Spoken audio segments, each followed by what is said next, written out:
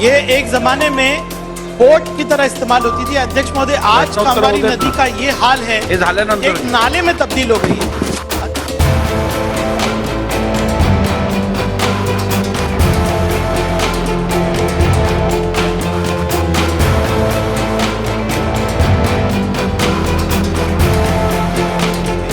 जितने भी निचले इलाके भिवंडी के, वो नदी नाका हो या महाड़ा कॉलोनी हो, सब जगह पे पानी भर गया था।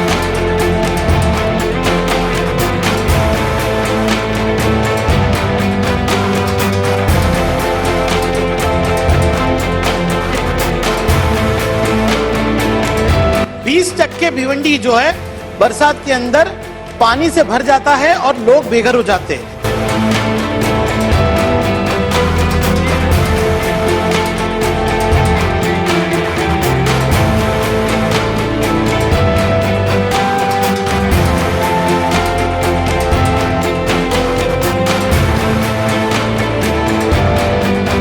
दो 2015 से ईगल कंपनी नाम की एक कंपनी वहां काम कर रही है, जिसका काम ही खत्म नहीं होता। एक भी एसटीपी फंक्शनल नहीं है।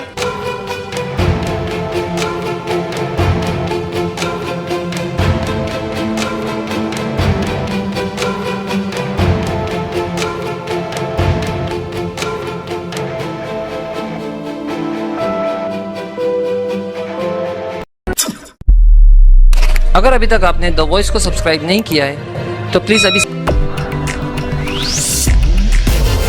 भिवंडी के लोगों के लिए खुश खबर, अब अपने घर या ऑफिस के इंटीरियर को बनाइए और भी बेहतर सीएनसी एंड लेज़र आर्ट से, जहां आपको सभी तरह की डिज़ाइनर जाली किसी भी मटेरियल पर कट करके मिलेगी, जैसे ACP, WCP, MDF, wood cutting and wood carving कम दामों में किया जाता है। साथ ही बुरखे पर होने वाले स्टोन वर्क का भी काम किया जाता है।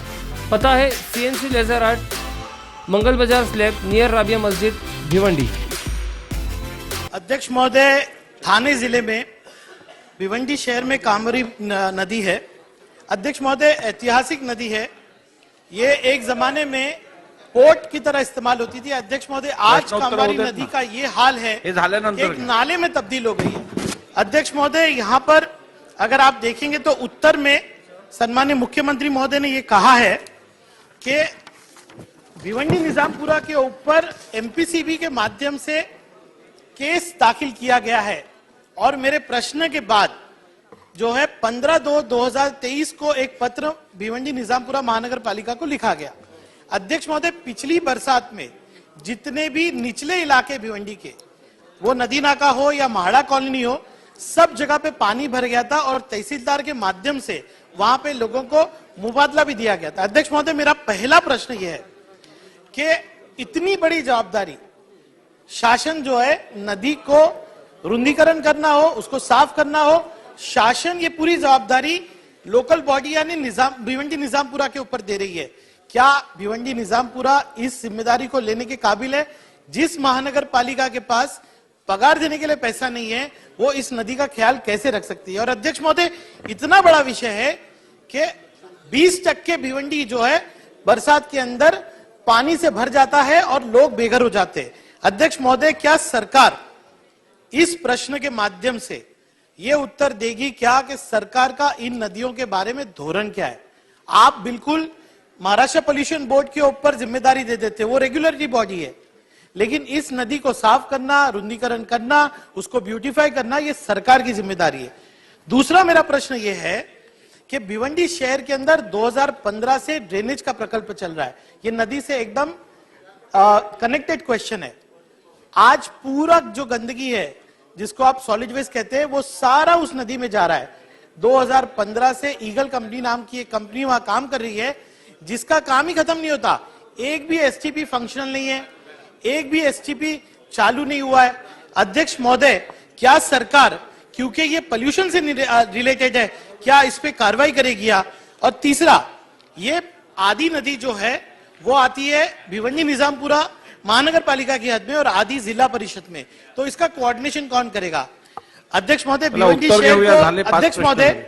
भिवंडी शहर को इस बात का अभिमान है कि हमारे जिले से सम्माननीय मुख्यमंत्री जी है, और कामवारी नदी जैसा एकदम इतना बड़ा जो है वारसा हमको मिला हुआ है, तो इसके ऊपर ध्यान देंगे क्या मुख्यमंत्री जी, ये मेरा प्रश्न है। अध्यक्ष महोदय, कामवारी नदीचं जलप्रदूषण हा प्रश्न सन्मान्य सदस्यांनी या ठिकाणी मांडलेला आहे आणि एक वस्तुस्थिती खरी आहे की महानगरपालिकेच्या निधीतून कामवारी नदीचं प्रदूषण दूर होईल किंवा ती साफ होईल अशी शक्यता कमी असल्यामुळं राज्य नदी संवर्धन योजना जी आहे या राज्य नदी संवर्धन योजनेमध्ये कामवारी नदीचा समाविष्ट करण्याचा निर्णय हा शासनाने घेतलेला आहे। दुसरा जो महत्वाचा प्रश्न सन्मान्य सदस्यांनी सांगितले की जे पंपिंग स्टेशन्स आहेत ती 7 पंपिंग स्टेशन 4 एसटीपी याची कामं पूर्ण झालेली आहेत। 13 MLD चा एसटीपी प्रकल्प सुरू झालेला आहे आणि 30 MLD प्रगतीपथावर आहे। आणि दुसरा महत्वाचा जो मुद्दा प्रश्नामध्ये आहे की याचं पाणी पिण्यासाठी वापरलं जातं का, तर या नाल्यातलं पाणी पिण्यासाठी वापरलं जात नाही। या संपूर्ण परिसराला MIDC मार्फत पाण्याचा पुरवठा केला जातो। चला पुढचा प्रश्न। सन्माननीय रईस शेख साहेबांनी एक महत्वाचा सदस्यांनी प्रश्न उपस्थित केलेला होता। इथं राज्याचे मुख्यमंत्री पण आहेत। अध्यक्ष महोदय, आपल्यालाही सगळ्यांना माहिती आहे की जरी कामवरी नदी भिवंडी तालुक्यातला हा प्रश्न असला तरी आपल्या महाराष्ट्रामधल्या नद्यांना अक्षरशः गटाराचं स्वरूप अध्यक्ष महोदय आलेलं आहे। इतकी वाईट परिस्थिती आहे आणि त्यामध्ये सरकार कुणाचंही असू द्या, परंतु अध्यक्ष महोदय खूप कठोर निर्णय घेण्याची गरज आहे। कारण आपणच आपल्या शहरामध्ये चांगलं पाणी वापरतो आणि सगळं ड्रेनेजचं पाणी तिथल्या ओढ्यांच्या मार्फत त्या नद्यांना जातं आणि कॉर्पोरेशन ज्या प्रकारे तिथं लक्ष द्यायला पाहिजे, तिथं आयुक्त असतात, तिथं बाकीचे अधिकारी असतात, ते काही तिथं लक्ष देत नाही। अध्यक्ष महोदय, सन्मान्य विरोधी पक्ष नेत्यांनी जो मुद्दा उपस्थित केला अतिशय तो रास्त मुद्दा आहे आणि या नद्या आता प्रदूषित होत आहेत। या नद्यांमध्ये विना प्रक्रिया केलेलं पाणी विदाऊट ट्रीटमेंट पाणी सोडलं जातं आणि त्यामुळे मोठ्या प्रमाणावर नद्या प्रदूषित होत आहेत। या कामावरी नदीमध्ये देखील तोच विषय आहे, परंतु भिवंडीमध्ये या ठिकाणी एसटीपीची कामं सुरू आहेत।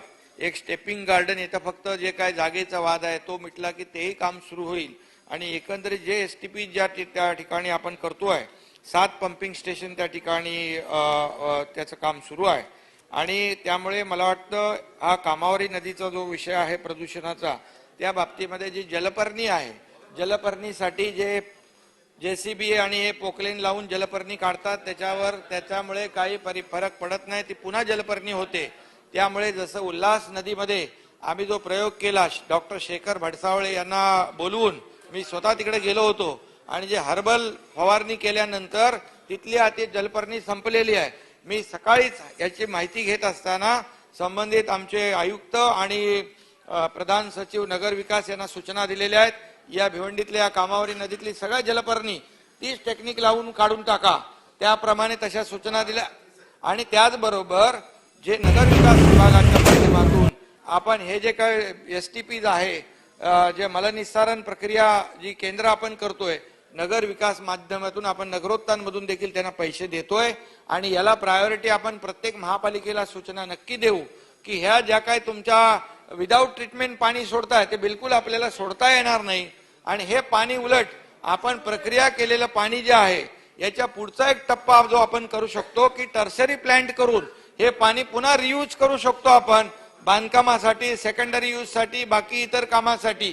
याचा देखील आपण निर्णय घेतलेला आहे आणि त्याचबरोबर MIDC ला देखील आपण कंपल्शन केलंय की यामध्ये जे पुनर्प्रक्रिया झालेलं पाणी जे आहे हे सेकंडरी यूज साठी तुम्ही वापरलं पाहिजे, पिण्याचं पाणी त्याला वापरता कामा नये, अशा प्रकारचा देखील सरकारने निर्णय घेतलेला आहे। मला वाटतं भविष्यामध्ये यामध्ये ज्या ज्या प्रदूषित नद्या आहेत याचं प्रदूषण कमी होईल यासाठी सरकार पूर्ण प्रयत्न करेल।